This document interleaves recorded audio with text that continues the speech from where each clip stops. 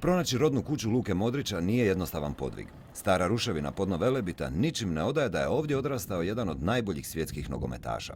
U selu je po pitanju Luke Modrića na snazi silencio štampa, no u Obrovcu stvari su malo drugačije. I što misliš, da ćeš li ti biti ženski Luka Modrić jednog dana? Moguće. Koju poziciju igraš? U napadu. Jesi ga vidio kad? Jesam. I? Da. Kako se čini? Bogati ljudi. Što ću vam reći? Hoćeš ti jednog dana tako? A neće, sigurno. Jel imaju tvoje neke priče kad je Luka Modrić bio mali? Jesi čuo neku priču da je bio onako malo zločestiji ili da je non stop loptu naganja? A da je stalno kod jednog mog prijatelja kraj njegove mjesece igra pa mu razbija prozor. Nekadašnji suigrač i prijatelj iz djetinjstva o Luki ima samo riječi hvale.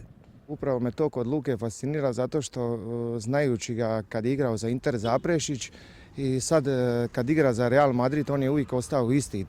O izbjegličkim danima Modrićevih u Zadru najviše zna gospodin Slavko Pernar, tadašnji direktor hotela u kojem su bili smješteni. Pamti ga kao malo, sičušno stvorenje s izraženim talentom, kojem je i sportska oprema bila prevelika. Luka istina mene pitao, kad sam ga ja jednom prigodom zagrlio i rekao mu: Luka, hoćeš li ići kod nas u klub trenirati?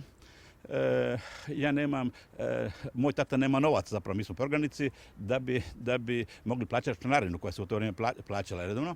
Ja kažem, to će barba direktor, kako su mene od milja zvali, sve riješiti. Tako da, eto ga, poveo sam ga u klub i ponosio sam na to što sam evo ga dijelom doprinio da imamo velikog Luku.